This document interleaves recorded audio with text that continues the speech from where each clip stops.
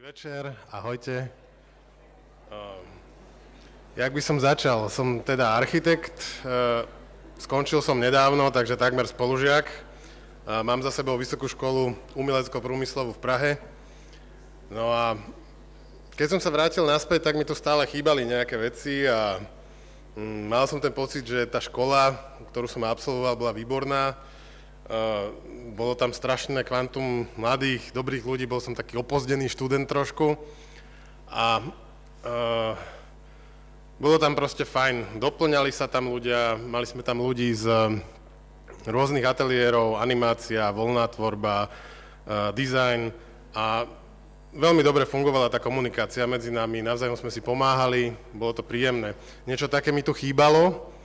A celkovo mi chýbala nálada nejaká pozitívna v Bratislave, ktorá by dávala šancu mladým ľuďom, ktorí skončia školu, ktorí možno, že aj počas školy by sa mohli odvážiť urobiť nejakú dobrú vec alebo pustiť sa do nejakého svojho sna.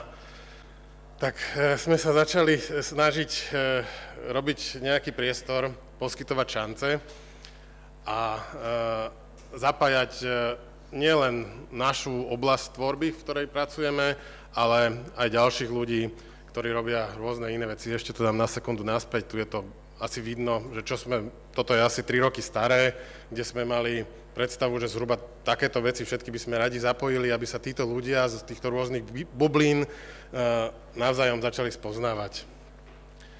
Následne prišiel projekt Šavko, dlhodobo som robil projekty s kontajnermi, a jedného dňa sme si už teda povedali, že ideme natvrdo do toho a ideme vyskúšať urobiť projekt, do ktorého by si odvážili mladí ľudia vstúpiť, kde by dostali svoj malý priestor a kde by dokázali do svojho kontajneru priniesť obsah, ktorý je, povedal by som, životodárny pre mesto ako také.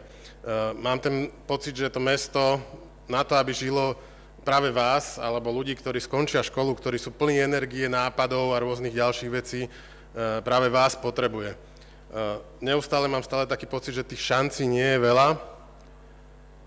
No a toto boli proste také prvé pokusy, kedy sme museli začať bojovať s politikou, s ľuďmi, s ktorými sme vlastne ani veľmi nechceli rozprávať, ale museli sme im ukázať, že ten kontajner, ktorý spravíme, môže vyzerať inak. Je to proste recyklovaná záležitosť, sú to kontajnery, ktoré sú vyradené už z lodnej dopravy, už tam nesmú ísť. A my sme tieto kontajnery zrecyklovali, prerobili a prišli sme takto napríklad na Pohodu, kde sme poskytli priestor ďalším ľuďom, ktorí mohli odprezentovať svoje vízie, svoje nápady. Mali sme tu niekoľko koncertov veľmi príjemných, spojili sme sa s ďalšími iniciatívami alebo skupinami, ktorí robia dobré veci a priniesli sme proste nejakú náladu. Takto sa dostávame teraz z Pohody už na Šavko. Toto bol úplný začiatok Šavka, kde vidíme prvé kontajnery. Tuto tento jeden kontajner si pamätá tu aj Tomáš, ktorý nerád má, keď mu poviem, že je cyklopankač, že Tomáš. A tuto ho už aj obsadil, to sme tak začínali a donesli tam takú veľmi príjemnú náladu, doteraz sú tam, opravia vám bicykel zadarmo každú stredu, Tomáš? Každú stredu. Mali sme tu rôzne ďalšie eventy, čítačky, pomaly sa to rozrastalo organicky, takže momentálne sú tam niektorí dizajnéri, ľudia, ktorí robia zaujímavé, dobré veci. Tu sme spravili terasu a na terasu sme chceli dostať do korún stromov ľudí. Mali sme tu obrovské množstvo akcií za veľmi krátku dobu. Ten priestor začal fungovať v podstate len v októbri a bol podporovaný nejakým spôsobom mestom, boli sme tam v spolupráci a zažili sme tam veľmi pozitívnu energiu od ľudí, ktorí tam priniesli svoj názor. Bola to častokrát alternatíva, ale takisto sa nebránime ani normálnemu dizajnu, ktorý proste má za sebou nejaké komerčné využitie.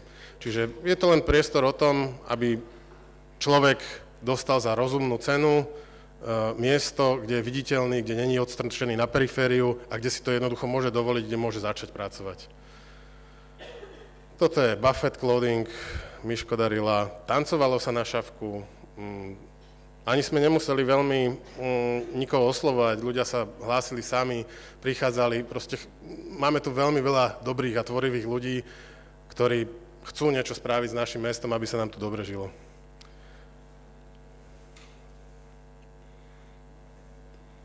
Tu je x obrázkov s dizajnom, detský kontajnerík. Terasa, tuto sme už v korunách stromov momentálne. Tam je to veľmi príjemné. Veľmi sme sa tešili na jar a momentálne sme si není istí, že či tam na jar budeme. Takže po zmene politickej garnitúry sme si není istí, ako to dopadne a je možné, že budeme musieť túto našu vec buď zredukovať, premiestniť. Proste sme v takom trošku váku momentálne. Je to projekt, v ktorom bolo zastúpené napríklad aj Magna Deti v núdzi, kde sme mali výstavy deciek, ktoré opatrovala Magna, či už to bolo z Južného Sudánu alebo z Kambodže, ale zároveň to bolo spojené naozaj aj s tým súčasným dizajnom a s dobrou gastronómiou, s ľuďmi, ktorí tu vytvárajú vlastné veci, prípadne recyklujú, tak jak Fashion Recycling Lab, ktorý tam je napríklad. Toto je malá výstava tej Magny, kde boli obrázky z pomerne ťažkého života v Južnom Sudáne. Ja by som sa chcel spýtať, je tu niekto zo samosprávy? Alebo niekto zo štátnej správy? No a s týmto sa presne stretávame, že my začneme o niečom rozprávať a tí ľudia vôbec nerozumejú, dokonca sa boja tých vecí, ktoré chceme zrealizovať. A to z toho dôvodu, že jednoducho na takéto akcie nechodia, oni vás nepoznajú. Oni nevedia, kto ste, nevedia, aké máte myšlienky, aké máte vízie, čo by ste chceli v živote dosiahnuť. Nemajú o tom absolútne šajnu. A našim cieľom do budúcna bude určite to, aby sme poskytli priestor, kde by ste boli aj vy viditeľní pre nich. Vy sa nepoznáte s nimi, ale keď skončíte školu, určite budete musieť s nimi začať spolupracovať. Viac alebo menej. Ten, kto bude aktívny a bude si chcieť vystaviť, jak teraz napríklad Martin Králiček, máte tu, možno ste si všimli ten jeho vozík, ktorý tu máte odstavený, ktorý predáva kávu, tak doteraz nedostal povolenie napríklad. A on je závislý na tom, aby predal tú kávu, aby zaplatil ľudí, ktorí mu tú kávu ďalej predávajú. Nedostal povolenie po zmene. Čiže nefunguje tu kontinuita, nefungujú tu veci, ktoré by podporovali potom ďalej dobré projekty. Martin má určite dobrý projekt. No. Tá samospráva, alebo ľudia, s ktorými takýmto spôsobom my komunikujeme, častokrát si to naozaj nemyslia, že my ich suplujeme. Napriek tomu, že tieto priestory, čo sa týka napríklad Šafárikovho námestia, u nás neboli naozaj o tom, aby sme tam priniesli kontajnery. Išlo o to, aby sme priniesli obsah, aby sme sa pustili do toho, že čo Šavko do budúcna má byť. Ako viete určite všetci, most, ktorý mal byť, alebo bude postavený a ktorý od začiatku sprevádzajú rôzne kontraverzné veci, tak sa stane novou tepnou smerom do Petržalky. Našou ambíciou bolo priniesť na Šavko dobrú energiu, ktorá by sa možno postarala sama o to, aby sme odprezentovali a pokúsili sa práve možno napríklad aj s vami, so školou, spracovať dobrú súťaž. Niečo, čo by tam mohlo možno, že za pár rokov pristáť a čo by bolo naozaj definitívnym riešením. My sme tam priniesli len rýchlo energiu ľudí, v ktorej by sa to mohlo odprezentovať a mali sme ambíciu tieto myšlienky od vás alebo od ľudí, ktoré aj viem, že napríklad Fakulta architektúry mala viackrát spracovávané toto územie, ale verejnosť, ani politici, nikto o tom nevie. A pritom je to od vás obrovská energia, ktorá je vložená do niečoho, čo by si zaslúžilo minimálne priestor na prezentáciu. Takže z môjho pohľadu je to o tom v prvom rade, a budeme sa o to snažiť, aby sme tento priestor poskytli. Aby ste naozaj, keď skončíte, alebo počas školy, aby ste mali kde ísť, aby ste mali kde začať. A bol by som možno veľmi rád, keby ste nás oslovili, keby ste prišli, keby ste sa pokúsili o nejakú spoluprácu. Radi a aktívne pomôžeme, poskytneme priestor, vymyslíme niečo. Táto naša malá vec síce není ako ten predchádzajúci projekt, ktorý tu bol prezentovaný. Das ist keine Milliardenstadt, ako povedal kolega, ktorý ma nepočuje momentálne. Das ist keine Milliardenstadt, was ich jetzt erzähle. Ale je to proste niečo malé, čo nerozumiem stále, prečo sa toho ľudia boja. A hlavne v tých samosprávach a z politických kruhov. Preto budem apelovať na to, aby tu prišlo k určite podstatne vyššej komunikácii a lepšej komunikácii medzi mestom, medzi školami a budeme sa ďalej snažiť urobiť niečo, aby táto fotka, není samozrejme z roku 2015, ešte stále tam stojíme, ale tak to tam vyzeralo predtým, než sme tam prišli. Takže toto je z mojej strany viac menej všetko. Ďakujem pekne a budeme sa snažiť poskytovať priestor.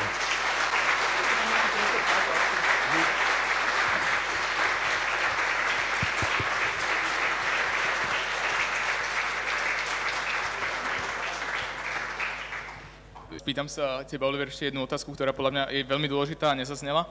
A síce, že aký bol ten dôvod, že vymenoval si, že je tam charita, je tam nejaké fashion, neviem čo, je tam proste všetko super veci a že aký je vlastne ten dôvod pre to mesto, aby vás v tom nejako brzdilo, alebo zámienka skôr možno. A po druhé, že ak to nie je nejakým predmetom nejakých interných rozhovorov, že v akom štádiu sa to momentálne nachádza, tento projekt alebo tie rokovania, mesto a vy? Prečo nás majú brzdiť? Možno, že tam prišlo k pár nejakým veciam, ale čo sa týka zvýšenia hluku, že sme tam boli do 10:00 a bola tam nejaká reprodukovaná hudba, takže to je ako zámienka, ktorá sa častokrát používa. Doteraz sme nedostali napríklad od mesta informáciu, koľko ľudí sa sťažovalo. My vieme o tom, že momentálne petíciu podpísalo, neviem, Dani, 3700? A to je celkom slušný štos papiera, to je tak polka balíku a štvorky, keď sme to vytlačili. No a napriek tomu, že prídeme s týmto ako argumentom, že ale tuto sú ľudia, ktorí nás podporujú, tu sú profesionáli, tu sú dokonca rezidenti z toho blízkeho okolia, tak nedostávame na to nejak odpoveď a nedostaneme ani odpoveď, že kto je ten človek, s kým máme komunikovať, komu vadíme. Takže je to stále v takej neistej rovine, no ale verím tomu, že postupne sa tie hrany obrusia a že predsa len sme v nejakom štádiu a v pokroku, že by sa s tým niečo udialo. Takže musím z druhej strany povedať, že na začiatku to vyzeralo veľmi negatívne. Momentálne sme boli prizvatí už aspoň k tomu, aby sme sa stali spolutvorcami možno nejakých podkladov pre súťaž, pre otvorenú súťaž, ktorá by mala vzniknúť na celom Šafárikovom námestí. Takže práve dneska som skončil stretnutie s architektom Boháčom, ktorý je momentálne vicestarostom. No a vyzerá to, že minimálne sa ideme baviť o tej súťaži a uvidíme, či tam nejakých aspoň pár kontajnerov bude môcť zostať, aj keď stále nerozumiem, aký je rozdiel medzi pár a celým našim projektom. Keby ste sa chceli niekto spýtať, rád odpoviem. Som skoro spolužiak, takže poďte do mňa. Dá sa predstaviť aj niekde inde, keby sa teda došiel na tú šafku, alebo... Náš prvý projekt začínal takým spôsobom, že vybrali sme si priestory v Bratislave, ktoré nefungujú, bolo ich viacej. Bol to Gotwaldiak, mali sme most vybratý priestor pod mostom SMP, tam je taký parčík. Mali sme nábrežie, Šafko, druhú stranu nábrežia a ešte pár ďalších miest. Na základe potom nejakých komunikácií už so starostami alebo s práve predchádzajúcim primátorom, tak sa vybralo priestor pod mostom SMP. Momentálne sú naklonení